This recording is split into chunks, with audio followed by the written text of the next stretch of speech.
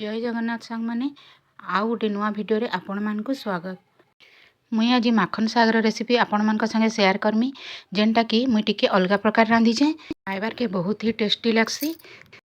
बारी आडर कौली कौली माखन साग देखी करी मुई भाबली ई रेसिपीटा आपण मानक संगे शेयर करमी बोली। तो चालून देखमा मुई केनता बनैछे ए रेसिपीटा। इन मुई माखन साग संगे नहीं आइछे माखन आउ जह्नी।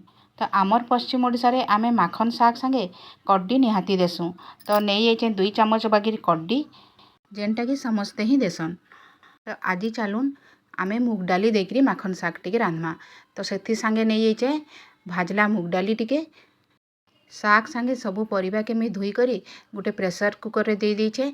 तार संगे दे देइछे कड्डी आउ से भाजला मुग डाली के धोई करी और दे देइछे स्वाद अनुसार नून आउ प्रेशर कुकर के चूल्हा रे बसे देइछे 2टा सीटी आसपार जाए।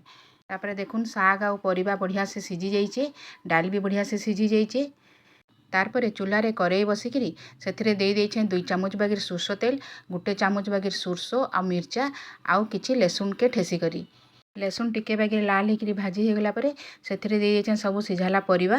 तारपरे सबु के मिक्स कर देइछे रेडी हे गला हमर माखन साग। इटा आपण भात संगे पखाल संगे सबुथिरे खाई पारबे। मुग डाली देकी थरे ए प्रोसेस रे आपण माने माखन साग रांधी करी देखुन थरे बनाले आउ थरे बनाबा के मन लागबा। कमेंट रे लेखुन केनता लागला। रहिली जय मां समलेई।